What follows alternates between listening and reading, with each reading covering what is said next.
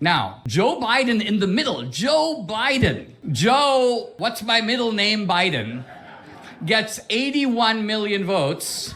81 million votes, which means that 15 million more votes than Obama mysteriously showed up for Biden, and promptly 6 million of them at a minimum vanished even after the 2020 election. So Biden, the guy who can't raise $100 to build his library because everybody basically considers him to be a vegetable and a pawn. This Biden is evidently the most popular figure in U.S. history, surpassing Obama and every other Democrat. How many votes did Trump get in that election? Dinesh D'Souza just walked into a Trump debate with Destiny and turned the fact-checking into a full-contact blood sport. From Trump to Iran to the 2020 election, Destiny keeps swinging while Dinesh keeps firing back. Before we dive into it, YouTube shows me that about 99% of my viewers are not subscribed to my channel. That's okay. That's exactly what the leftists want. So subscribe to my channel today for daily uploads and to give the finger to the left. This is America only. We'll start by introducing our speaker who will go first. Dinesh D'Souza is a best-selling author, award-winning filmmaker, and veteran conservative intellectual who has shaped American political debate for decades. Please join me in welcoming Dinesh D'Souza.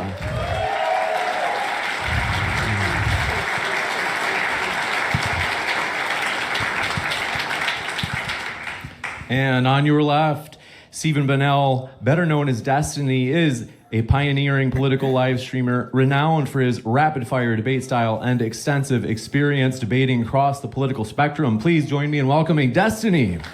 Boo! You suck. I hate you. Boo. With that, I've got the timer set. And then reminder, gentlemen, you'll just have to take your microphone up to the podium with you and put it in that stand as well once you go up. And we'll have Dinesh going first with his 5-minute opening. And I'll start that on your first word, Dinesh. And then also, yep, go ahead and pull it out of the stand. And also, just a friendly reminder to you guys, if you can hold it about an inch from your mouth, that's what's giving us the best audio. Come on, Dinesh. This isn't India. Like, learn how to use a microphone. Jesus. Thank you very much. Delighted to be here. Looking forward to this debate.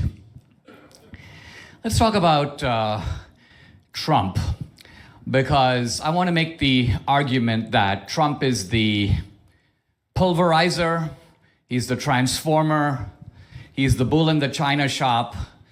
His great function has been to expose the rotted interior of American politics. A rotted interior aimed at ripping off the taxpayer to the benefit of a small, privileged elite. We have created a system in this country. It is of fairly ancient pedigree. It goes back to the progressive movement that started in the early 20th century. Its great villains are Woodrow Wilson, FDR, LBJ, Obama, Biden. And essentially what progressivism is, it's progress, in quote marks, away from the founding. And modern progressivism has essentially built itself around targeting the white, heterosexual, Christian male. That is the enemy, and the whole system is based upon demonizing that guy, destroying him, blaming him for all the sins of the world, and constructing a rip-off scheme around that to benefit people who don't fit that description, like my opponent here, Destiny. Now, Trump, in some ways... Sorry to cut you off there, Kumar, but yeah, Destiny, you're literally a little dicky trans clone. I mean, look at you, dude. You literally look like Squidward. You literally look like a lesbian. Like, nobody takes you serious, dude. Come at me, bro. Conscious of this, and in some ways not, strides into this rotted system and breaks all the rules. He speaks like no other president, and his function has been ultimately to blow open the doors on what is really going on, expose the crooks in politics, by the way, many times in both parties, mainly on the left, but also some on the right, expose the media, expose the high-tech platforms, which have become platforms of censorship and would be now if it wasn't for Trump. And Trump has done this at great personal expense, great personal risk. He has ultimately put his freedom on the line.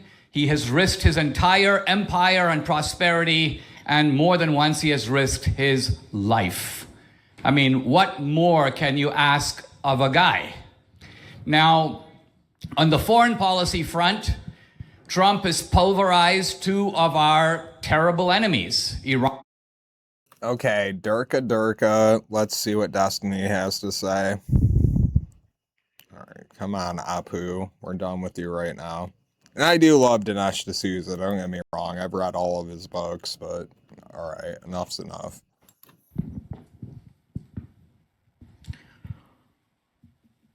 I see we're pretty far apart in realities, me and Dinesh, and I'm sure we'll go through that in this debate. I thought a little bit about, do I think Trump is a good president or a bad president? And I actually do think that in some regards, Trump is a pretty good president, just not for the United States of America. If I was a conservative and I was looking at things to get fixed in this country, on the domestic front, I could look at the budget.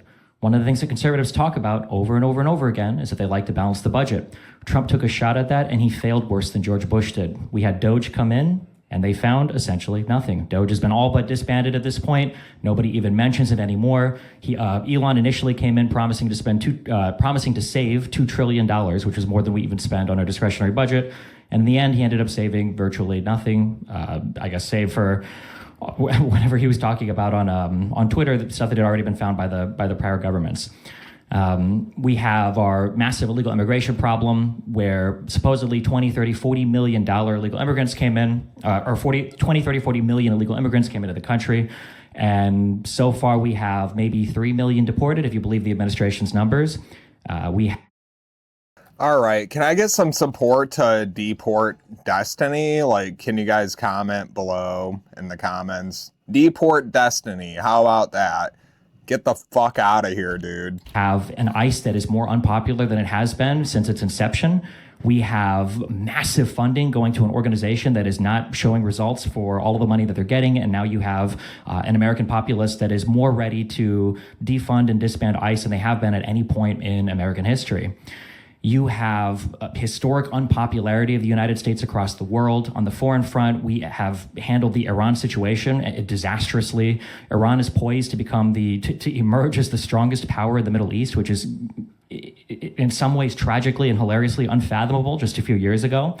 You had a Donald Trump who was criticizing us sending some amount of money to Iran in the form of the JCPOA in exchange for them not getting nuclear weapons to... Yeah, dude, and you have curly pubes on your head for hair. I mean, so, you know, I guess you gotta weigh the pros and cons between those things, right? Donald Trump today, who's poised to allow Iran to earn more money in a day than they would have earned throughout the entirety of Obama's nuclear deal that he had set up with that country. You have... you've got Russia and Ukraine where absolutely no progress has been made. You've got allies all across Europe that no longer have faith in the United States as an empire, as a trading partner, as just a beacon of rationality and democracy anymore.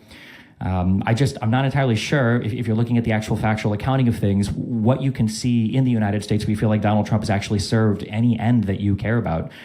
I do think that if you are an enemy to the United States, if you're China, I think that you like the way that Donald Trump has approached world politics because it gives you, you can laugh about it, but they're looking at Taiwan. They're looking at Taiwan over there, and they see how Donald Trump has treated Ukraine. They see how Donald Trump has treated now, I guess, Israel. It looks like he's not too fond of them, and I'm sure that they're gearing up to do whatever it is they want to do in Taiwan, maybe repeat what they did in Hong Kong. You look at Russia, and you see that Donald Trump has all but abandoned Europe. And the support to Ukraine has been lackluster at best, and it has given Putin a lot of room to navigate and maneuver through his European... Blah, blah, blah. Policy, policy, policy. Shut up, Destiny. You know what? You're grounded from Grindr for a whole week, okay? So tell all your cat boyfriends that you'll see them later. Let's skip on to Dinesh. Let's see here. And Iran is poised to have more control over the Strait of Hormuz and more, I guess, like foreign money flowing into that country than they had any point in the last 50 years. Didn't Iran have control over the Strait of Hormuz before? No, not in the way that it does now. Who controlled the Strait of Hormuz? It was an open route that anybody could ship oil through. Well, anyone could pass through, but who controlled it? It was an open trading. It was open. Route. It was controlled by Iran from the beginning. It's controlled by Iran now. The real issue is this. There are 3 or 4 major powers in the Middle East. Hold on. When you say controlled by... Well, why are you interrupting me? Let me you say my controlled piece. by. What do you mean by controlled by? Well, what I'm saying is you have a narrow strait that is basically sitting in the backyard of Iran. So as a practical matter, the country that happens to have that proximity is going to exercise a large degree of control. That's a simple fact. Now, if you annoy Iran, you blow up its facilities, you destroy its navy, you pulverize its air force, you reduce it to rubble, they're going to cling to the Strait of Hormuz and go, yeah, we got a hold of this. So I understand that Iran is grabbing a hold of the Strait of Hormuz in its panic because that's all they have left. But you're making it sound like they're somehow stronger than they were before.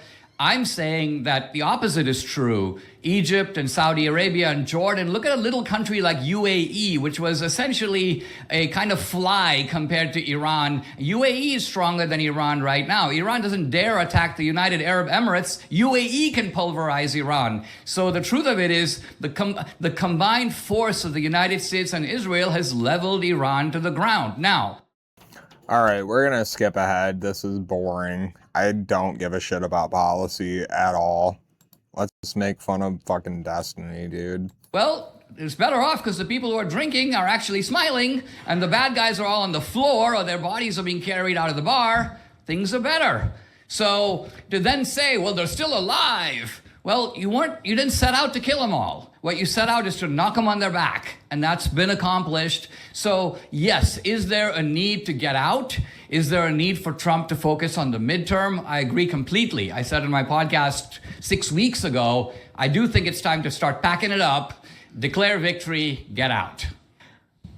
So the reason why there's no specific answer there is because you can give no answer. I just gave you a specific answer. The bad guys at the bar aren't dead? Is a redistribution of the fundamental architecture of power yes, in the because Saudi Arabia and the Gulf states, famously and historically known for hating the United States, these are already our trading partners and our allies. If these people were so adversarial against us, what are we even talking about when Bush talks about the axis of evil of Syria, Iraq, and Iran? Like, do you think that the whole Middle East is just poised against the United States, but somehow the petrodollar exists and we all trade with each other and we benefit from the oil markets and everything? Like nothing.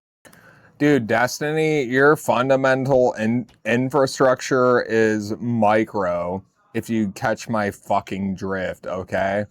You're literally so stupid looking. I mean, you look like a fucking caveman, dude. Like, change your look, dude. You're saying makes any sense. You're not listening. The reality to me. is, I am listening, but I don't know what bar fights have to do with the fact that history has demonstrated that your position is incorrect over and over again, and the fact that Iran is poised to emerge a leader now in the Middle East in a way that they never were before, which is why Israel, the people who kind of goaded Trump into attacking Iran in the first place, are the ones that are most against any type of deal that we're trying to make with them, because Israel recognizes that a stronger Iran means a stronger Hezbollah, it means a stronger Houthis, and it means a stronger Hamas, and that's what we're poised to see, because that's what Trump has given us, because he had no plan coming into this in the first place. Your favorite word is poised. And by poised, what you mean is something is about to happen that hasn't happened that you want to pretend is real. So Iran is poised to become stronger than it ever was. Ridiculous statement.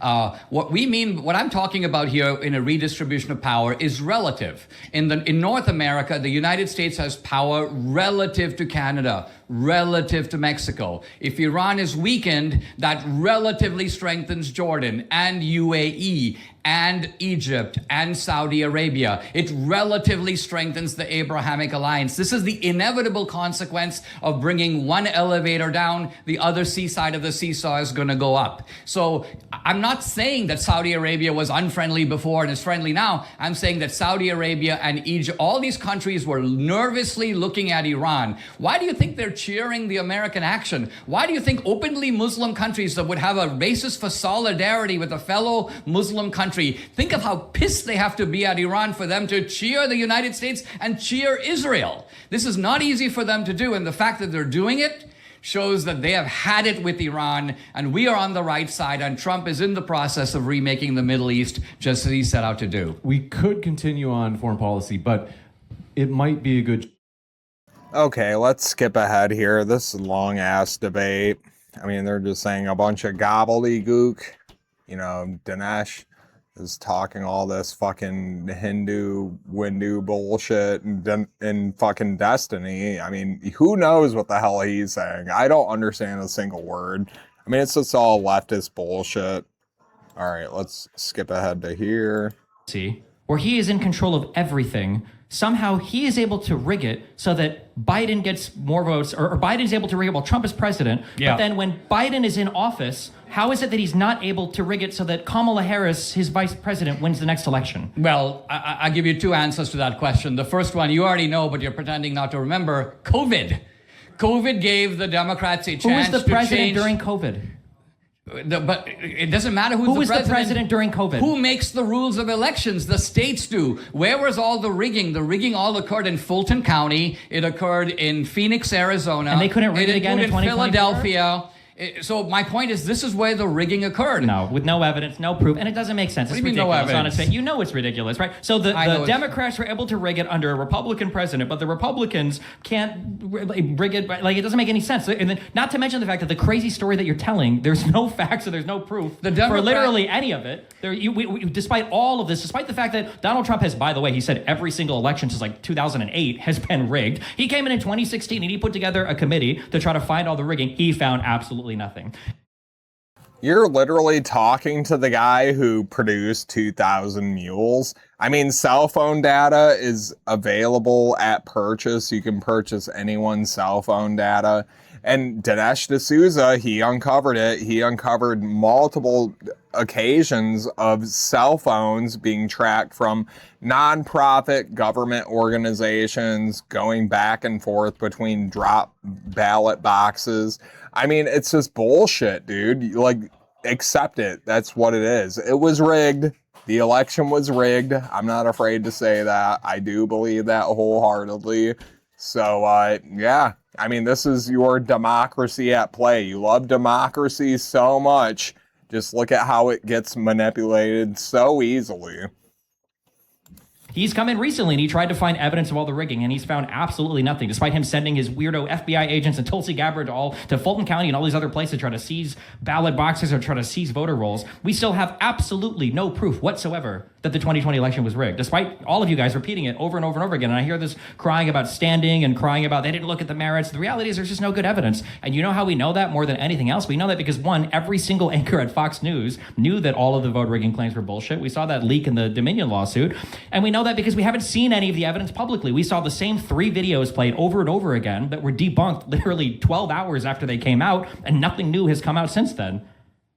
Well, you're stating as fact things that are not fact. What the judges basically said is this. If you brought the case before the election, they go, well, the election hasn't happened, and so it's premature to bring the case. If you brought the case after the election, they go, oh, it's moot. The election's already occurred. So in either case, they denied standing. No, that's they denied not standing. true. It is true. That, they denied standing no. beforehand because it's premature, and they denied standing after because it's already done. It's a done deal. The reason why they were denying it is because Republicans were trying to say that they didn't like the rule changes only in the states after they lost the elections. For you to contest for you to contest a rule change after you lose obviously makes it look like you didn't really care much about the rule change. All you cared about was the fact that you lost the election. Dude, Destiny, I contest the rule change of your outfit. You look ridiculous. You speak ridiculous. Your hair, ridiculous. I mean, just shut up, dude. You look stupid all the time. I mean, that's all the time that we have for today. If you like this video, make sure you like and subscribe. As I am showing on the screen, 99% of you guys aren't even subscribed to my channel. I mean, you guys must be Destiny fans or like far left, radicalist. That's cool. I mean, if that's who you are, but you should probably like and subscribe just in case. Well, thank you for watching. And as always, it's not America first or America last, but America only. Thank you, and I'll catch you next time.